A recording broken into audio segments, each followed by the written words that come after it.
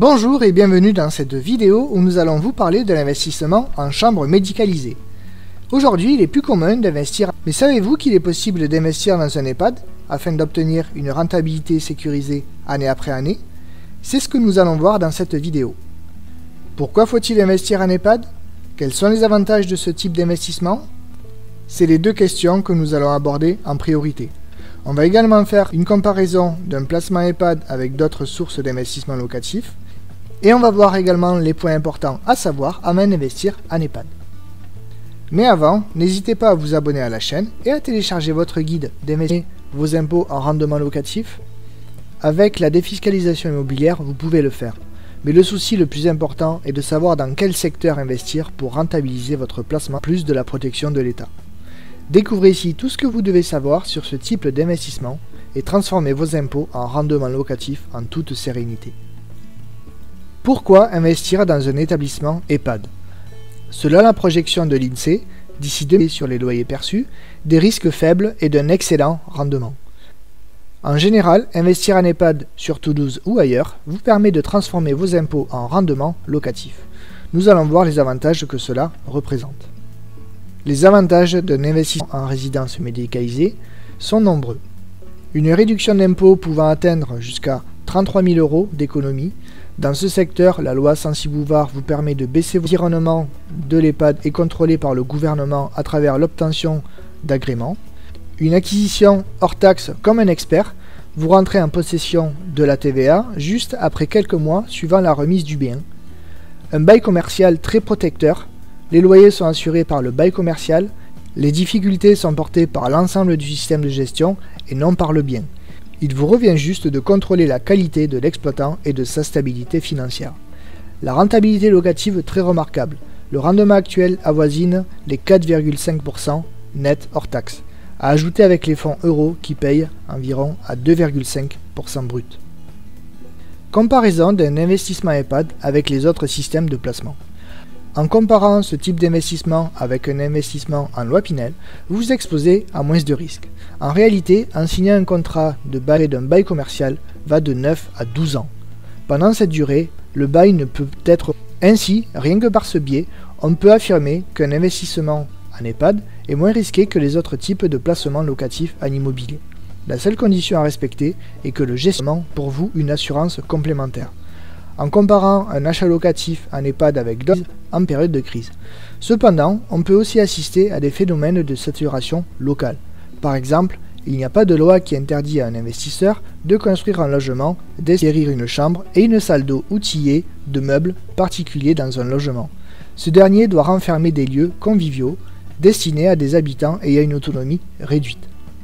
À ses occupants, vous devez également fournir des services de soins et administratifs. Et les équipements particuliers sont plus déterminants que dans les autres formes de résidence. Vous devez signer un bail à titre commercial avec le gestionnaire qui prend la responsabilité de vous reverser des loyers. Cette schématisation théorique est assez explicite. En revanche, transfectuée entre l'exploitant et le conseil général. De plus, l'agence régionale de santé est attribuée à l'exploitant et non à l'organisation. Vous devez aller vers les acteurs spécialisés dans ce domaine depuis de longues années. Des experts qui gèrent de nombreuses structures d'une taille moyenne de 80 à 90 chambres au minimum. Le management des petits établissements comporte environ 40 à 50 chambres et parfois un peu plus risqué, car les impératifs et les frais fixes sont souvent énormes et difficiles à supporter, à terme commercial que vous avez signé avec ce dernier. Ce contrat peut avoir une durée de 9 à 12 ans. Actuellement, les récents baux sont régis par le dispositif Allure. Cette loi prévoit que vous êtes titulaire de la chambre et des millièmes des espaces communs. Il faut dire que ce n'était pas le cas antérieurement. En effet, des exploitants pouvaient également être détenteurs des parties communes. Parmi les parties communes, on retrouve l'accueil, le restaurant, les salles de loisirs, etc. Dans cette situation, cela représentait des difficultés importantes au cours du départ ou de l'arrêt d'activité, car ces parties communes leur revenaient. Vous devez donc impérativement savoir qui est le propriétaire du mobilier. En général, l'exploitant assure l'entretien du mobilier, mais pas de son renouvellement. Dans les publicités de cession de chambres EHPAD, vous allez souvent lire articles 605 et 606 à la charge de l'exploitant. Cela indique que l'exploitant peut assumer les gros travaux liés à son établissement. Le loyer est le paramètre primordial qui vous lie à l'exploitant et cela représente le rendement futur de votre investissement. Pour ce faire, vous devez opter pour un système de versement mensuel ou trimestriel. Vous devez également contrôler le mode de revalorisation du bail, l'indice de référence. Enfin, une lecture précautionneuse du bail est nécessaire. L'exploitant peut suggérer de s'employer de la TVA en échange d'une commission de 100 ou 200 € par année. Il peut aussi s'accorder un temps de liberté avant le versement des premiers loyers. Tirez profit des avantages fiscaux. L'investissement en EHPAD bénéficie de la fiscalité du loueur meublé. En régime fiscal, cela est moins puissant que celui des revenus fonciers. Les loyers sont infligés dans la famille des avantages industriels et commerciaux, BIC. De plus, vous pouvez faire le choix entre le régime réel et celui du micro-BIC. Dans le cas où vos recettes ne dépassent pas 70 000 €, le régime micro-BIC s'appliquera avec une dépression de 50% sur vos bénéfices. Cependant, si vos revenus sont supérieurs à 70 000 €, c'est le régime réel qui s'applique. Ce dernier est bénéfique car il vous permet de déduire les charges provoquées par la location et vous aide aussi à amortir le bien. En cas de déficit, vous devez juste procéder au report jusqu'à la disparition en cours des 10 années à venir sur vos revenus de même nature. Si vos bénéfices sont en dessous de 70 000 €, vous pouvez également solliciter le régime réel si vous pensez que cela sera plus avantageux pour vous. Attention, il n'est pas envisageable de réunir amortissement et Censi-Bouvard. Ne surpayez pas votre chambre.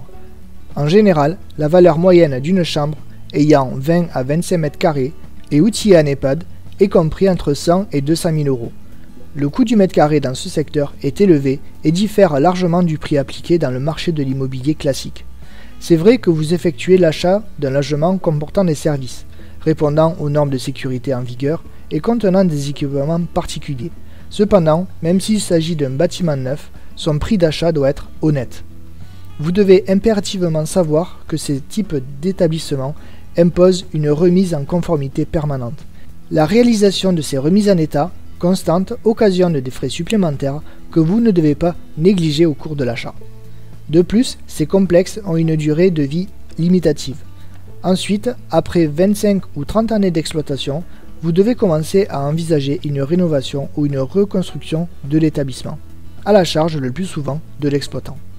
Actuellement, il faut reconnaître que de nouvelles constructions EHPAD sont édifiées. Cependant, la création de chambres complémentaires n'existe pas.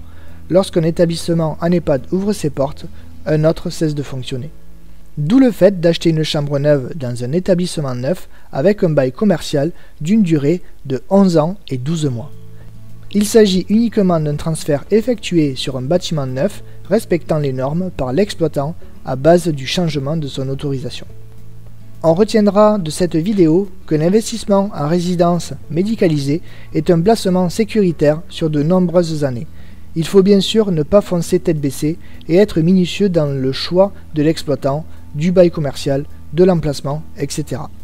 Si vous ne vous sentez pas à la hauteur pour mener votre projet de A à Z, il est tout à fait possible de faire appel à un conseiller en patrimoine qui vous fera profiter de son expérience dans ce type d'investissement. Partant de là, il vous faut simplement vous assurer que votre conseiller en patrimoine a de nombreuses années d'expérience dans ce domaine, qu'il montera votre dossier en travaillant avec les meilleurs exploitants, comme il fait de même avec ses propres investissements, et surtout qu'il assurera un suivi après le montage de votre projet, année après année. Le suivi est principalement le bilan comptable annuel pour vous permettre de défiscaliser grâce à votre placement. Nous reviendrons sur ce type d'investissement dans d'autres vidéos, car le sujet est vaste, et nous espérons que vous avez appris des choses. Merci d'avoir regardé cette vidéo. J'espère qu'elle a su répondre aux informations que vous vouliez trouver. Si vous l'avez aimé, n'hésitez pas à mettre un pouce bleu, à vous abonner à la chaîne et à la partager autour de vous. Vous souhaitez également vous lancer dans ce type de placement? Faites votre simulation et téléchargez votre guide spécial investissement EHPAD en cliquant sur le lien sous la vidéo. A bientôt!